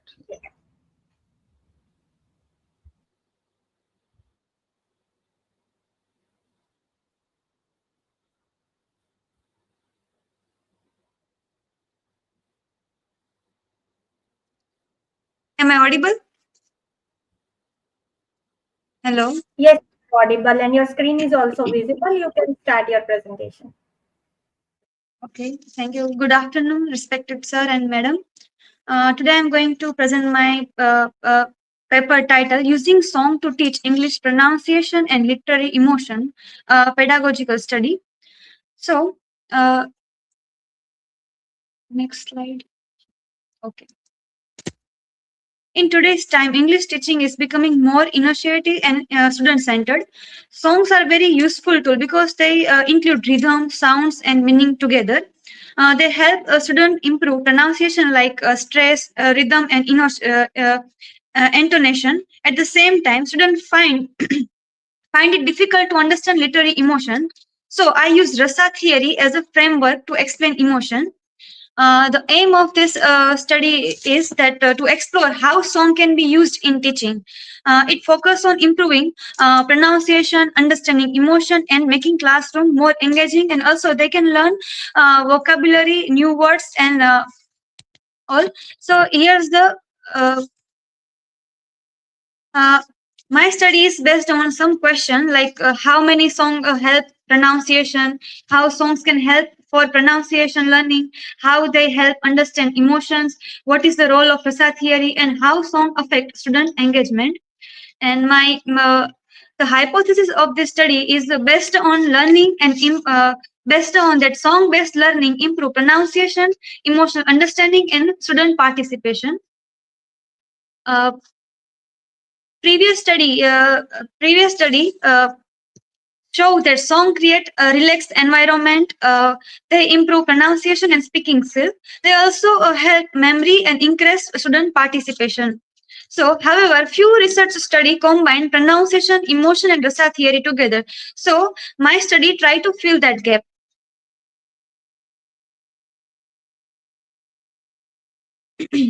So, my objective are to use song for teaching pronunciation, to understand emotion, to apply Rasa theory, and to create effective teaching method. My study is qualitative and based on my classroom experience. In my classroom, I used a simple strategy. First, students listen to selected songs. Then they identify emotions related to rasas. After that, they repeated lyrics to improve pronunciation. They also learn new vocabulary from the songs. Finally, they participate in discussion about the emotions and meaning. For example, I use song to explain different rasa. A romantic songs, Taylor Swift, a love story song, it used to explain Shringa rasa, which is represent love. Similarly, the song Someone Like You by Adele was used to explain Karun rasa, which is represents sorrow. Students were able to connect this emotion easily with the concept. This made learning more practical and meaningful. I observe.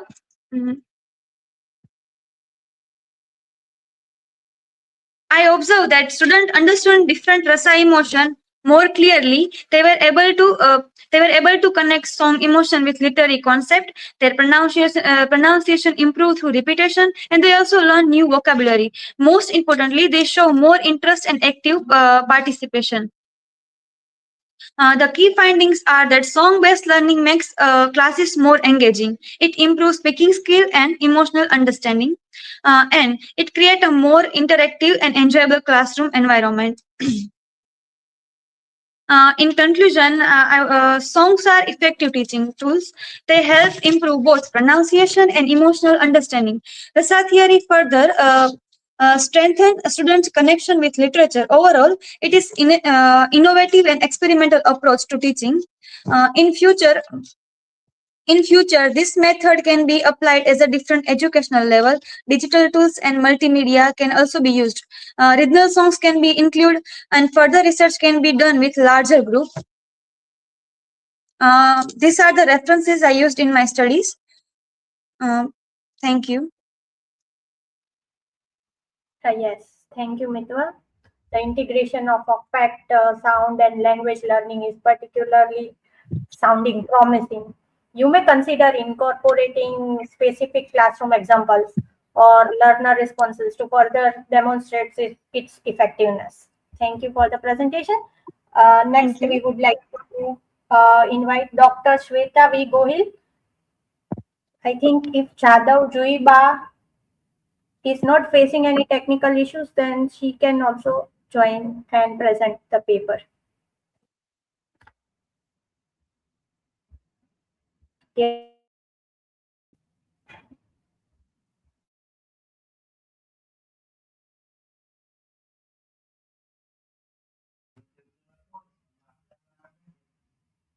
Jadhav Juiba Dilip Singh and Dr. Shweta V. Gohil. If they are here.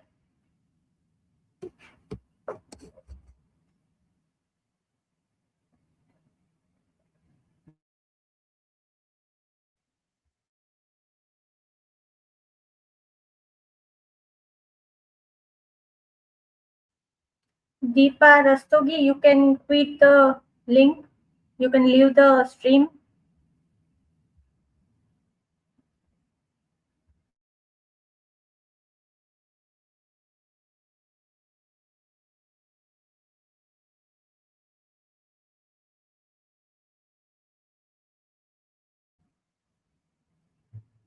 Yes, if Dr. Shweta V. Gohil or Jadhav Juiba is here, if they are listening to us through YouTube Live, please join the link which is given in WhatsApp group.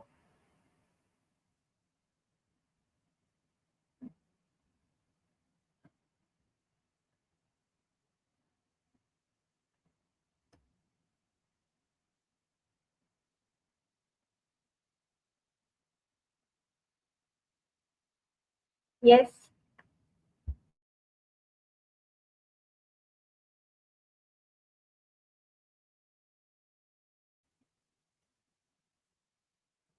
We are waiting for these two presenters.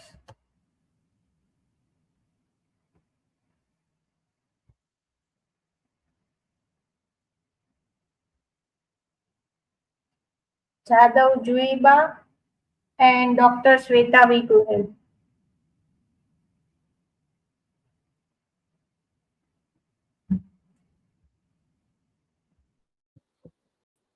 Share a link with Dr. Vijay to join here. Inform Yes. Dr. Vijay Mangukia to join here.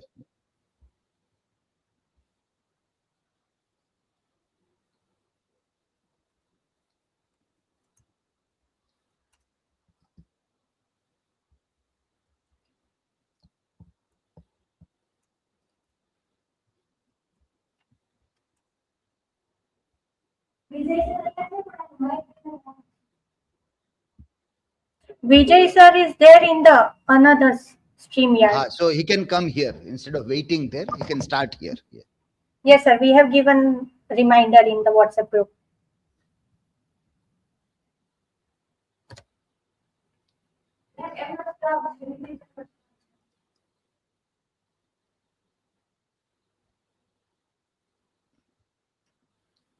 In another.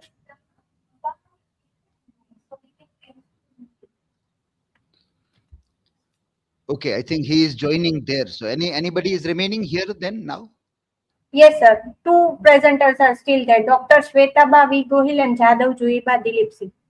Acha. Okay, but you can now give a final that how many were present and how many are absent. That you can announce final one And if nobody is joining, then we can end this live stream. Yes. In total, there were 11 presenters in my session actually, out of which 9 were present and 2 were absent. And then we added another 3, out of which only 1 was present, Mitwa Pandya. And this Dr. Shweta V. Gohil and Jadhav Juiba have not yet joined the StreamYard link. And all the presenters were in a way productive one, far-fetching the ideas and connecting it with the IKS and English studies. So overall, the presentations reflected strong scholarly engagement.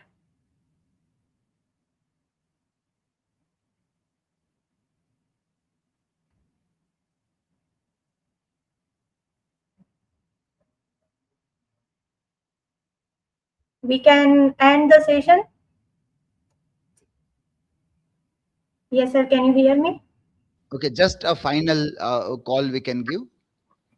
Yes. So the people who were present in this session are Jyoti Agarwal, Jayshree Khachar, Om Joshi, Yes.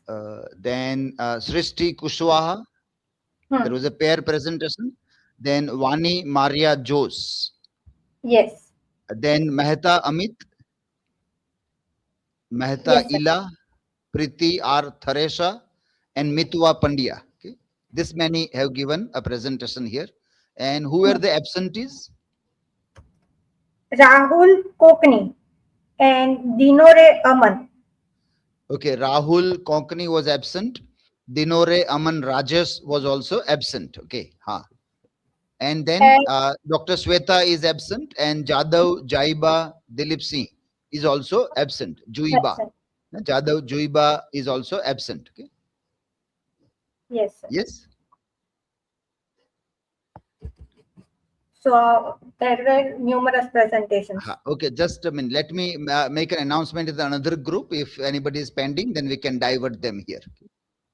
Yes, sure. Okay, yeah. Sorry to interrupt here in between in this session.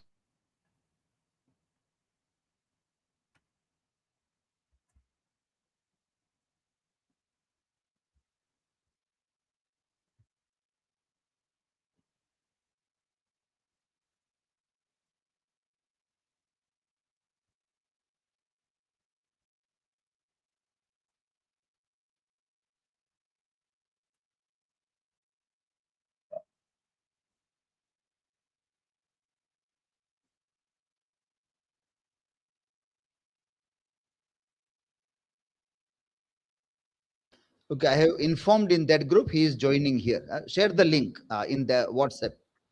Kavisha. Yes, sir. Share the link of this studio so he can join here.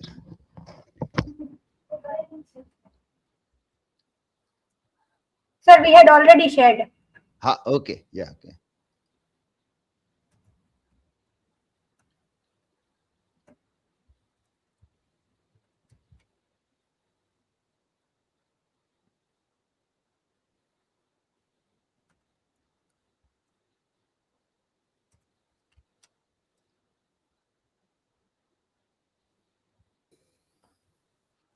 Yes, Dr. Vijay, you can make a presentation here. Yeah. Okay. Welcome. Fine. Yeah. I hope that I'm perfectly audible to you. Yes, you are audible. Yeah. Let me share the screen first.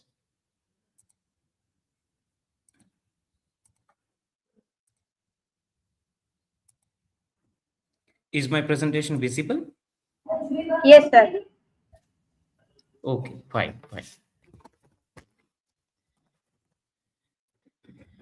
Good afternoon to all. The title of my paper is A Comparative Study of Saint Kabir and Ralph Waldo Emerson, Grounds of Philosophical Convergence. First of all, let's understand the fundamentals of two philosophical movements, American Transcendentalism and Bhakti movement, to which these two saintly figures belong. American Transcendentalism was a philosophical and literary movement. It emerged in the early 19th century in New England, in America. The movement is specifically associated with thinkers like Ralph Waldo Emerson and Henry David Thoreau. It emphasizes the belief that truth can be discovered, truth can be sought through intuition and personal experience, rather than through institutions, traditions, or scriptures. Similar is the case of Bhakti movement. It promoted a direct and personal relationship with the divine. It propagated the idea that there is no need of priests, there is no need of any rituals and complex scriptures. Despite their different contexts, both movements converge in their belief that true spirituality lies within the individual, beyond rituals, institutions, and social conventions. So it is this shared vision which makes them highly suitable for comparative literary and philosophical study. Uh, the spiritual landscapes of 15th century India and 19th century America may seem worlds apart, yet the teachings of Sufi poet Saint Kabir and the transcendentalist philosopher Ralph Waldo Emerson share a huge unity. Both figures emerged during the period of religious transition. Saint Kabir during the Bhakti and Sufi movements in India, and Emerson during the American Renaissance. They challenge the established dogmas of their time. They mostly teach the lessons of internal and experiential divinity. And by placing Emerson's philosophical prose in dialogue with Kabir's vernacular poetry, the paper demonstrates how cross cultural comparative frameworks can illuminate universal dimensions of mystical and spiritual thoughts. Talking about research gap before we move further in the common grounds of comparison, while the extensive scholarship exists in Saint Kabir's role in the Bhakti movement and Ralph Waldo Emerson's contribution to American transcendentalism, there is a lack of comparative fusion of these two scholars. The vernacular Doha of Saint Kabir and the philosophical essays of Emerson function as identical tools for the emancipation of the internal self. So this paper fills this gap by proving a universal spiritual oneness that transcends 400 years and 8,000 miles. Uh, there are some research questions which the paper is trying to answer through the close reading of the vernacular Dohas and some select essays of Emerson. A few questions like, how do Kabir and Emerson redefine the divinity? Is Emerson's concept of self-trust compatible with Kabir's doctrine of becoming egoless? Is the rejection of sacred texts and rituals required for spiritual awakening? What is the role of mind, and reason in overcoming the illusions of material world? Now let's see some of the grounds of comparison. The first convergence of their philosophies is the divine is not a remote, external judge, but an omnipresent force residing within the individual. In one of the Dohas, Saint Kabir says, I quote, जैसे तिल में तल है, जो चकमक में आग, तेरा सही तुझ में है, तू झाग सके तो झाग. जो नैनों में पुतली, क्यों मालिक घट माही, मूर्ख लोग ना जानही, बाहर ढूंढन जाई. See, the way the seed contains oil, your heart seeds the divine. Realize if you can. The way the pupil is in the eyes, your God lives inside you. The ignorant people do not know this. They search him on the outside. So Saint Kabir mocks the ignorant who search for God in external pilgrimages or temples, while actually the reality is your God lives inside you. So Emerson also describes a state of happiness where the individual becomes a particle of universal. He says in one of his essays that spirit, I quote, the spirit does not act upon us from without, but spiritually or through ourselves. He also says further, I become transparent eyeball. I am nothing. I see all. The currents of the universal being circulate through me. I am a part or particle of God. I unquote. So he asserts that man is a part and parcel of God, and that the supreme being does not act upon us from without, but spiritually or through ourselves. Both the thinkers were reformers who viewed organized religion, rituals as the obstacles to true spiritual awakening. Kabir mocks the mechanic nature of religious rituals. In one of his dohas, he says, I quote, Pothi pad pad kar jag muwa, pandit bhayo na koi, dhai akshar prem ke, jo padhe so pandit hoy. I unquote. He says that reading countless books does not make one wise. The one who reads the words of love becomes wise. In another doha, he says, I quote, Mala to karme fire, जीव फिरे मुख माही, मनुआ तो चाहू दिश फिरे, ये तो सिमरन नहीं. I unquote. He says that the rosary rotating by the hand, the tongue twisting in the mouth, with the mind wavering everywhere, this is not meditation. So he bitterly criticizes these rituals. Emerson echoes this sentiment by questioning why this generation is so retrospective. He asks, I quote, why shouldn't we enjoy an original relation to the universe? I unquote. In one of his famous essays titled The American Scholar, he cautions that a book should be a source of inspiration.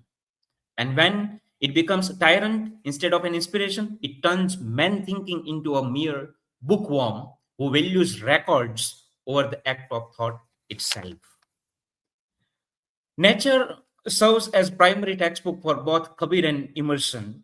They view the material world as a symbolic language that reflects spiritual laws. Kabir uses the imagery of chalti chakki, moving mill, to illustrate the duality of existence. He sees the two grinding stones as heaven and earth, or good and bad. He notes that anyone caught between these dualities is crushed, while the oneness behind the duality remains hidden to most of us. Similarly, Emerson systematizes this view by asserting that nature is the symbol of spirit. He argues that the laws of physics translates the laws of ethics. For instance, he points out that a river reminds us of the flux of all things, and a seed is an analogy for the human soul being raised to a spiritual body. Both philosophers believe in one thing, that the path to truth is not found by following a crowd, but by trusting the active soul and the internal voice. Kabir emphasizes the role of mind as the site of both bondage and liberation. So he notes that when he went looking for evil in the world, he found no one. But when he looked within, he found the real evil lived in his own mind. He quotes this line in his doha. I quote, बुरा जो देखन में चला, बुरा ना मिला कोई, जो मन खोजा अपना, तो मुझ में बुरा ना कोई. So he requests the individuals to wake up while they are asleep and drop the ties of attachments through internal awareness rather than waiting for death to bring liberation. Similarly, Emerson's philosophy is all about self-trust. He describes it as the essence of all virtue. He believes that in yourself is the law of all nature, and that the scholar's duty is to be the world's eye. He argues that the one thing in the world of value is active soul, and that every man contains this power within him. Despite their high-minded philosophy, neither Kabir nor Emerson advocated for a life of idle contemplation. They both stressed that spiritual realization must manifest in one's life and work. So it means to say that there should be harmony between bhakti, devotion, and all karma duties. Kabir advises a practical approach to time and labor. He says, "Kal kare so aaj kare so ab, pal mein parlay hoegi, bahuri karega kab." So he actually wants the individuals to work tomorrow's work today, and today's work at present. If moment is lost, then when will the work be done? So he encourages the people to focus on one thing that he really loved to do and follow the path of righteousness. Emerson also argues that thought can never ripen into truth without action. He believes that great soul will be strong to live as well as strong to think. So both these sages believed that bhakti and karma are not to be separated, but they should be performed simultaneously. Finally, both address the fundamental metaphysical problem of the one and the many. Kabir is of the opinion that oneness is not seen, but it doesn't mean that the duality has to be accepted. He observes that while people see only the variety of the market, but there is oneness behind the apparent diversity. Similarly, Emerson also identifies a central unity underlying all variety, and he notes that, I quote, each particle is microcosm and faithfully renders the likeness of the world. All the endless variety of things make an identical impression. All things hasten back to unity. I unquote. So, in a way, both these thinkers emphasize the importance of inner experience as the source of truth. Emerson, in his essays like Self-Reliance, Nature, The Oversoul, advocates the intuition and self-trust, while Kabir, through his dohas, insists that the divine resides within and cannot be found through scriptures or ritual alone. They very strongly criticize the organized religious dogmas. They reject priestly authority, ritualism, and hypocrisy in favor of direct personal relationship with the divine. However, the differences are equally significant. Emerson's thought is rooted in American transcendentalism, shaped by American, or we can say European romanticism and philosophical idealism. He has expressed his philosophical thoughts in prose and essays. Kabir, on the other hand, emerges from Bhakti and Sufi traditions of medieval India and articulates his ideas through oral vernacular poetry, that is popularly known as dohas, which is quite accessible to common people. In fact, they both converge in their advocacy of inner spirituality and universal unity. It is also undeniable fact that they differ in cultural context, literary form, and degree of social engagement because they belong to different social milieus. Thank you very much. Thank you, sir. It was privileging to attend your session here. Uh, you made a very intellectually, though I'm not in a position to comment on the presentation, but still as a role, I would like to say that it was really intellectually and rich and comparative framework. So the way you brought together the bhakti, philosophy and transcendentalist thought was particularly insightful, and it highlighted deep resonances in the understanding of self and spirituality and the relationship of individual with the universal. So thank you so much, sir, for the presentation. Next, we would call Dr. Sweta Gohil. If she is here, please present your paper. Yes, good afternoon. Are you willing to share your screen? Yes, yes, ma'am.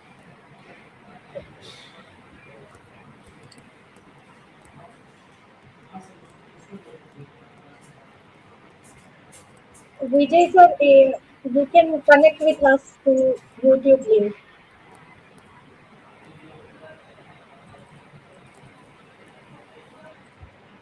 Feel free to leave the StreamYard link. So is it visible, ma'am? Just a second. Yes, we can see the screen. Okay. Good afternoon, everyone. This is Dr. Shweta Gohil from Dr. Subhas University, and the topic for the presentation is Indian Research Methodologies and English Studies. An introduction, we can see Indian knowledge system research methodology integrates traditional Indian wisdom such as drishti, that is perspective, parampara, that is tradition, and Lokik Prayojanam, that is practical utility, with modern interdisciplinary approaches. The Indian education system has prioritized moral, material, spiritual, and intellectual values over its history, tracking back to the ancient Rigvedic period. Indian research methodology is a holistic approach rooted in ancient Indian knowledge systems, emphasizing ethical, systematic, and sensitive inquiry. Its relevance lies in blending traditional wisdom with modern practices, offering innovative pathways for scholarly explorations. Incorporating Indian knowledge system into English literature research involves analyzing the literary text through the lens of indigenous philosophies, epistemologies, and cultural wisdom. Moving away from purely Eurocentric frameworks, the approach aims to bridge traditional wisdom with modern critical theories. So this is how it functions. Drishti, that is perspective. Parampara, that is continuous knowledge. Lokik prayojana, that is practical utility. Historical context of the research methodology.